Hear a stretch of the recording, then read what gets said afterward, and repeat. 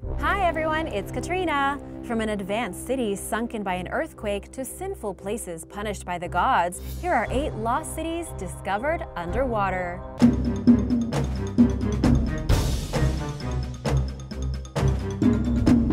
Number 8. Pavlopetri. At the bottom of the Mediterranean Sea, south of modern-day Greece, lies the sunken city of Pavlopetri. Archaeologists believe that the once-bustling port, which is now 4 meters underwater, is the oldest submerged ancient city found to date, with origins dating back some 5,000 years.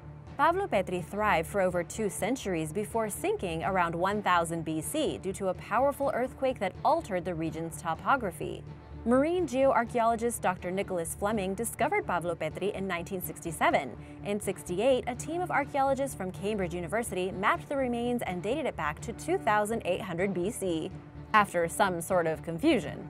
Pavlopetri was ahead of its time, as evidenced by its well-designed roads, water management systems, and buildings. Although erosion has taken a toll on the ruins, Pavlopetri's structures, including stone foundations, temple and plaza remains, tombs, and other buildings, are remarkably well preserved. The city's inhabitants likely included farmers, fishermen, livestock breeders, and textile producers. Pavlopetri held an important place along a major trading route. In 2009, researchers created a digital 3D rendering of the city, offering a realistic glimpse at what Pavlopetri might have looked like during its heyday. Number 7. Neapolis.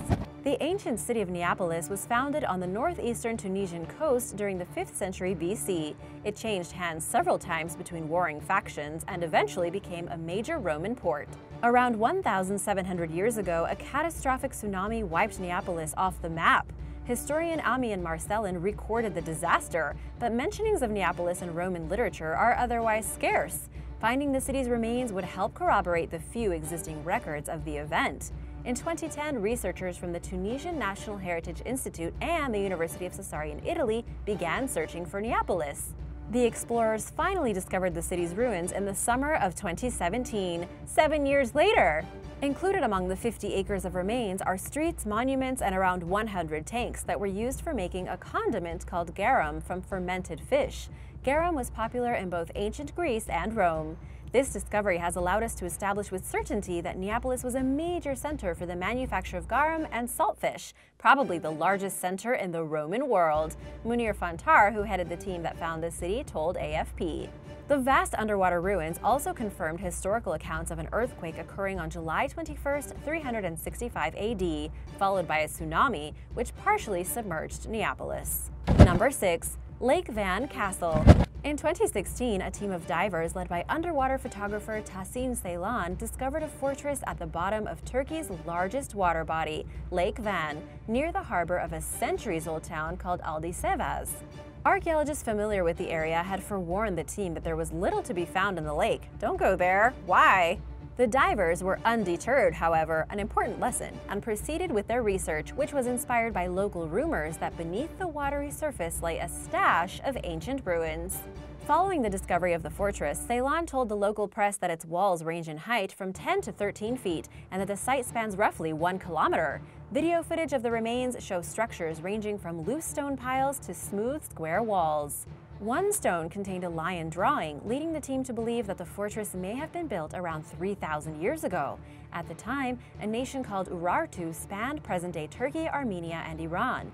Lions were a popular theme among the Urartians, and Lake Van was one of their hubs. Archaeologist Geoffrey Summers and Kemalettin Koroglu disagreed, stating in interviews with Live Science that many of the remains seemed medieval. For example, some walls were constructed using masonry techniques that were common during the Middle Ages, and that the Urartians did not use. Another possibility, offered by Stony Brook University history professor Paul Zemansky, is that the remains of Urartian structures were reused in the construction of a medieval fortress. That makes sense.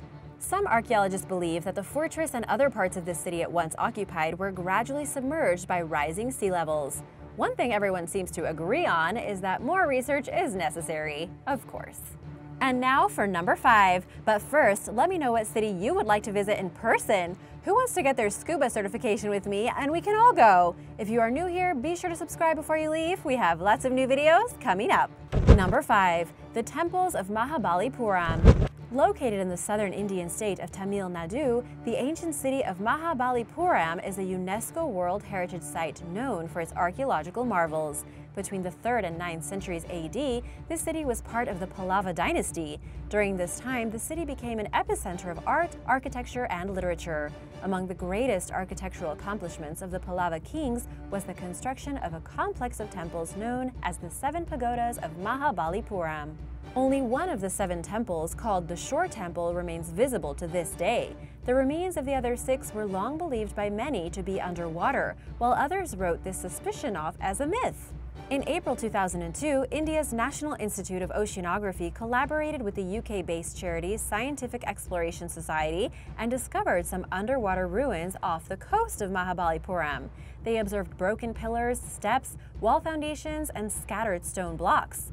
In late 2004, a devastating tsunami hit India's southeast coast. Before the tsunami arrived, the sea near Mahabalipuram receded 500 meters, exposing a row of large rock structures. They were submerged in 6 to 8 meters of water, but the force of the event unburied them from centuries of sand and silt, availing the structures for further exploration.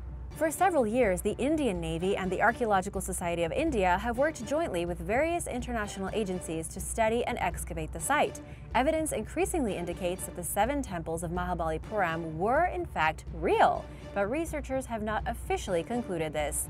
Unanswered questions remain, including who built the structures and when and how they became submerged. Number 4. Port Royal. In 1655, the English conquered Jamaica from the Spanish. They established the unofficial capital of Port Royal on the southeast coast at the mouth of Kingston Harbor. To ensure its defense, in 1657, Governor Edward Doyley permitted a group of privateers to take up headquarters at Port Royal. It soon became customary for the Port Royal government to shelter pirates in exchange for protection against the Spanish. The British Crown sanctioned privateering by issuing documents that essentially acted as a pirate's license.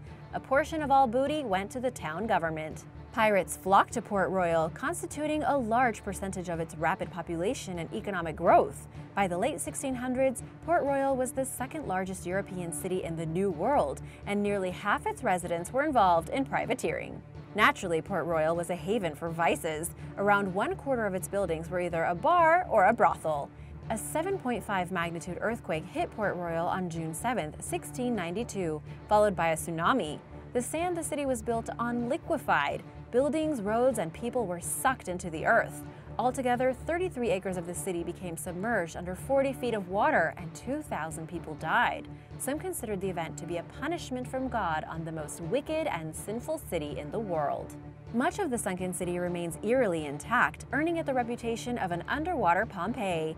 Numerous artifacts have been retrieved, including liquor bottles, smoking pipes, kitchenware, and a pocket watch stopped at 1143 and dated 1686.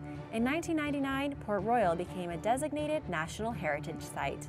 Number 3. Cuba's sunken city.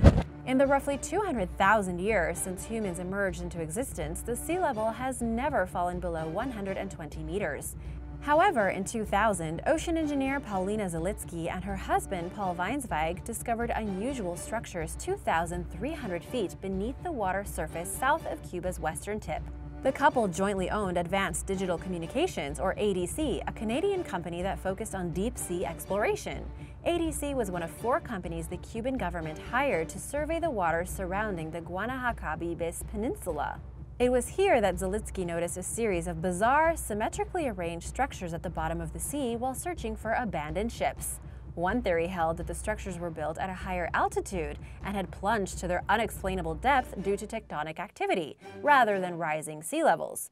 This is unlikely, however, as such a dramatic plummet would severely damage any archaeological evidence, rendering it unrecognizable. A second survey of the site was conducted, and then Zalitsky began fundraising for a third.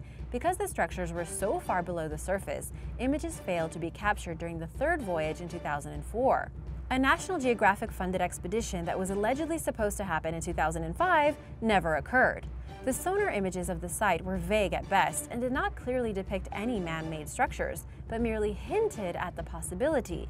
However, conspiracy theorists wasted no time drawing their own conclusions, including that the structures represented the ruins of the lost city of Atlantis and/or that the military had silenced Zelensky or prevented her from returning to the site. What do you think? Let me know in the comments below. Number 2. Dunwich. The small village of Dunwich is located near England's east coast between Walberwick and Southwold in Suffolk County. Dunwich was England's 10th largest town during the 11th century, with its population peaking around 3,000 residents. The decline of Dunwich began with two major storms in 1286 and 1326. Thereafter, annual storms continued destroying the once prosperous seaport. To try to save Dunwich, its residents built defensive ditches, but they were ultimately defeated by the encroaching waters. The port became silted up by yet another major storm in 1338, and people gave up on Dunwich.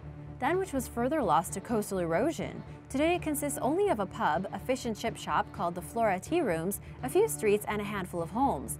There are around 120 remaining residents. Most of the village is underwater.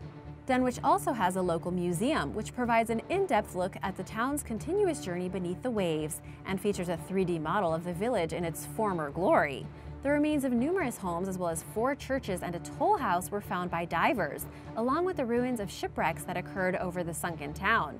Due to poor, nearly pitch-black visibility, much of the area was surveyed by touch and sonar and was painstakingly recorded and mapped. Archaeological investigations of Dunwich are ongoing and have dated the town's history at least as far back as the Iron Age. Researchers believe Dunwich may have been inhabited during the Stone Age. Number 1. Baiae. The partially sunken ancient Roman resort town of Baiae can be found 16 kilometers off the coast of Naples, Italy.